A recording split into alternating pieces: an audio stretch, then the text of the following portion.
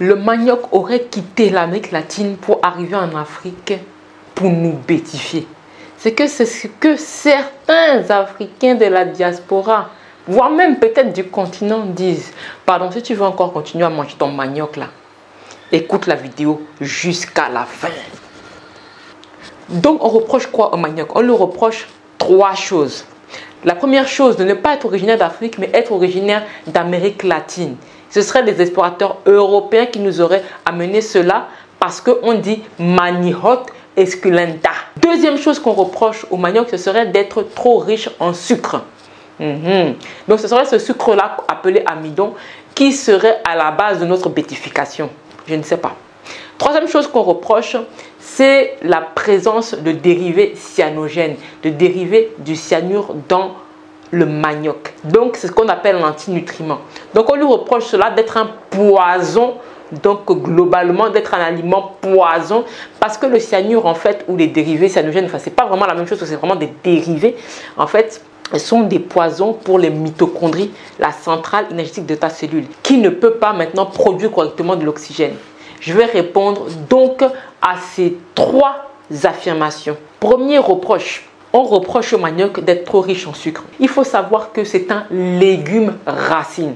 Répète après moi, légume racine. Ça veut dire que quoi? Ça veut dire que c'est la racine d'une plante. Et les racines des plantes sont là pour faire quoi? Les racines des plantes sont les réserves de sucre des plantes. Tu vois, non? Donc c'est normal que dans le manioc, il y ait au moins 38% d'amidon. Mais l'amidon là que tu trouves, c'est pas le bonbon, c'est pas le sirop de glucose, ce n'est pas un sucre raffiné, ce n'est même pas comme les céréales raffinées. L'amidon est un sucre naturel des plantes. Donc il ne va pas non plus être traité de la même façon qu'un sucre raffiné. Il faut quand même comprendre ça. Le manioc, en fait, quand tu le manges en certaine quantité, ne va pas augmenter ton taux de sucre de manière trop drastique. Parce que le problème qui se passe, c'est quoi? C'est qu'aujourd'hui, comme tu vois les vidéos sur YouTube ou n'importe sur la toile, ou même ce qu'on fait actuellement, c'est que on prend les légumes racines comme des bases alimentaires. Or, ce ne sont pas des bases alimentaires, ce sont des accompagnements. Moi, je me rappelle à l'époque, quand je voyais nos tantines de l'époque ou les grands-mères de l'époque, quand elles faisaient à manger, elles prenaient leur sauce légumes, ça pouvait être le ndolé, ça pouvait être le coq ou une autre sauce légumes de notre pays, et elles te mettaient une petite portion de manioc. Mais aujourd'hui, c'est comment? Aujourd'hui, maintenant, tu as le foutou qui occupe la moitié de l'assiette, voire les 3/4 de l'assiette. Tu as la racine on te tire une racine, une montagne de racines. Mais c'est normal qu'au bout d'un moment, tu prennes du poids, que ce soit trop sucré, et qu'on te dise que non, c'est pas bon pour ton diabète. Mais c'est pas comme ça.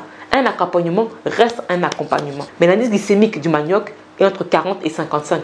Il est vraiment bas, quoi, en tout cas.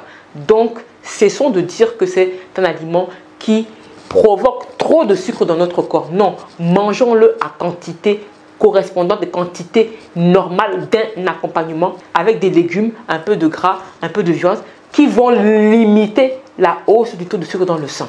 Deuxième réponse, le manioc contient du cyanure ou des dérivés cyanogènes. Oui, c'est vrai, le manioc contient des dérivés cyanogènes.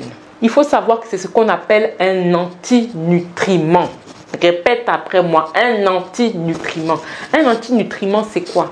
C'est quelque chose qui va empêcher l'absorption d'autres nutriments ou qui va peut-être atteindre certaines parties de ton corps. C'est pour ça que dans ce manioc-là, il y a ce dérivé cyanogène qui empêche que les prédateurs mangent trop les racines des plantes pour qu'après, si elles mangent trop, mais elles vont mourir.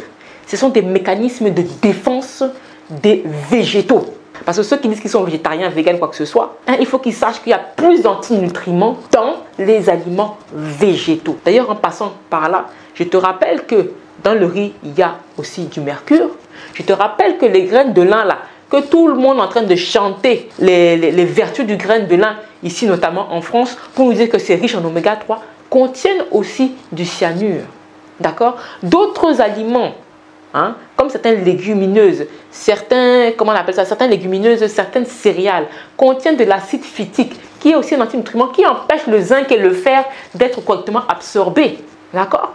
Je te rappelle aussi que certains légumes verts comme les épinards contiennent des oxalates qui peuvent donner des calculs rénaux. Donc après, c'est le traitement de l'aliment végétal qui va amoindrir donc cet antinutriments. Quand je parle de traitement, je parle de faire tremper, de trempage. Je parle de faire cuire. Je parle et tout, de faire germiner, etc. Et toi-même, tu sais que nos grands-mamans ont inventé la première industrie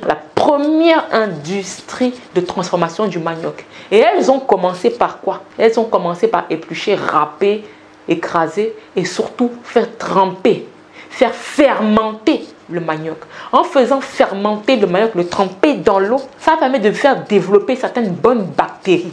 Ces bactéries s'appellent quoi? Les lactobacilles. Les lactobacilles. C'est pour ça qu'on parle de fermentation lactique. Et ces bactéries-là vont participer à la consommation de ces dérivés cyanogènes. Ces bactéries lactobacilles vont participer à diminuer, à enlever ces dérivés cyanogènes. Et toi, tu sais que nos grands-mamans font ça. Avant de faire le chikwanga, avant de faire le mitumba, avant de faire le boblik, le bâton de manioc, ou le petit, le miondo, avant de faire le gari, avant de faire le plakali ou le water foufou. Je peux te citer encore d'autres, Agbelima et compagnie. Il faut toujours avoir cette partie de fermentation, ou au moins d'humidification et de fermentation. Donc il est vrai, je ne vais pas te cacher, qu'apparemment il y a une maladie qui s'appelle le konzo. Apparemment sur 500 à 1 milliard de personnes qui consommeraient du manioc dans le monde, seuls principalement en tout cas les habitants de la province Bandundu en RDC seraient atteints du konzo. Le konzo, c'est quoi? C'est une maladie neurologique qui atteint les membres inférieurs. Quand tu manges trop de manioc non traité, ils appellent ça souvent manioc amer, et que tu n'as pas une alimentation équilibrée. Parce qu'il faut savoir qu'on a une alimentation équilibrée avec aussi un peu par exemple de légumes et surtout un peu de viande, il y a des protéines dedans soufrées qui vont aider aussi à éliminer cet excès de dérivés cyanogènes. Donc apparemment cette maladie-là qui se trouve un petit peu partout en Afrique, simplement subsaharienne, il y a pas, les autres n'ont pas ça apparemment, je ne sais pas pourquoi, et il serait lié à cette variété. Il faut que tu saches une chose, ne consomme jamais un manioc qui n'a pas une chair totalement bien blanche. Quelles que soient les petites taches, notamment les taches bleues grisées là comme ça là, c'est un manioc qui n'est pas consommable. Ces taches bleues grisées là peuvent être des signes de ces excès de dérivés cyanogènes. Donc un manioc doit être bien cuit ou bien dans d'autres cas quand il est transformé, il est fermenté. Et ça c'est valable pas seulement pour le manioc mais pour aussi d'autres aliments qu'il faut faire cuire, qu'il ne faut pas manger à outrance, ce que je t'ai cité avant avec les antinutriments. Est-ce que pour autant tu entends des gens qui te disent que non, je ne mange plus d'épinards, je ne mange plus de graines de lin, je ne mange plus du riz ou quoi que ce soit à cause des antinutriments, des lectines ou de je ne sais encore quoi? Non, il faut savoir en fait préparer l'aliment, traiter l'aliment. Tout n'est pas fait pour être mangé totalement cru, n'importe comment. Les courants alimentaires, crudivorisme, patati, patata, excuse-moi, ce sont des courants alimentaires. Ça ne reflète pas la réalité de l'alimentation humaine. Et je vais même te spécifier que certains te diront, oui, quand tu cuis l'aliment, les bactéries lactiques disparaissent. Certains cas, ça peut être vrai. Mais ce n'est pas fini. Il reste aussi ce qu'on appelle certains spores. C'est des éléments émis par ces bactéries-là qui résistent à la chaleur à plus de 140 degrés Celsius. Et ces spores-là, issus de ces aliments qui ont été fermentés là, foufou, gari, foutou, etc., etc. Ces spores-là aident à lutter contre le cancer, contre le diabète et contre les maladies cardiovasculaires. Bien sûr, en tenant compte que même ces aliments-là qui ont été transformés par nos grands-mères et fermentés doivent toujours rester au niveau d'un accompagnement. Je réponds au troisième item parce que sous Google c'est marqué Manihot Esculanta, donc ça voudrait dire que ce seraient les Portugais qui nous auraient apporté le manioc, dixit ces personnes qui parlent, que je rencontre souvent sur les réseaux et quoi que ce soit, et que donc ça ne viendrait pas. Je veux quand même rappeler à ces personnes que, vous regarderez les photos là, je rappelle à ces personnes que les populations afro-africaines, ce qu'on appelle africains, noirs, sont arrivés en Amérique latine il y a plus de 60 000 ans par le détroit de Pedra Furada.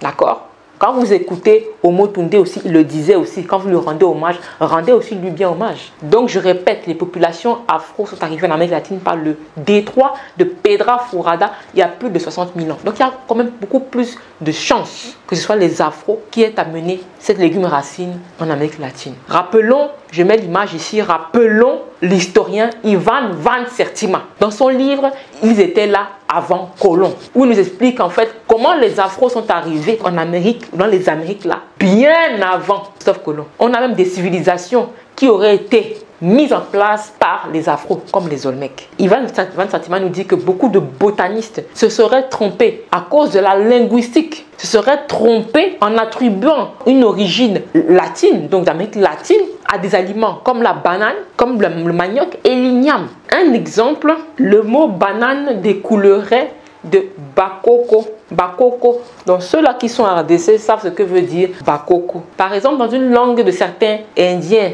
banane se dirait bakoukou, les Indiens Galibi. Chez moi-même, on dit likoube au singulier et makoube au pluriel. Donc on se rend compte que le radical kou, ko, kou, kou revient pour désigner la banane. Donc tu vois comment la linguistique peut aider pour trouver les origines des choses. Et je te rappelle même qu'il y a certaines fêtes. Au Cameroun, il y a la fête du manioc. Au Bénin, il y a la fête de l'igname. Donc il y a des choses dans les traditions et dans la linguistique qui veulent bien nous dire en fait l'origine des choses. Donc faisons attention à ce que nous disons sur Facebook et sur les réseaux sociaux. Si tu as envie, toi en tant que femme, de mieux t'alimenter pour pouvoir booster ta fertilité, si toi tu as envie d'améliorer en tant que femme ta santé féminine, booster ta fertilité et que tu veux mettre 10 actions simples en place pour travailler sur les facteurs de risque nutritionnel, sur ta nutrition, la micronutrition, 10 actions simples sur ta base alimentaire et sur la micronutrition, je te propose un atelier micronutrition pour tous spécial périconception et fertilité. Tu ne veux pas rater ça. Spécialement fait par Amaka Nutrition. Donc si ça t'intéresse, si tu as envie de travailler, il est dans un atelier interactif où on bosse, on écrit, on prend des notes et on se rend compte, on prend conscience que certaines de nos actions peuvent impacter notre santé féminine. Je t'invite donc à cliquer en dessous de la vidéo ou sur le commentaire épinglé et on est ensemble.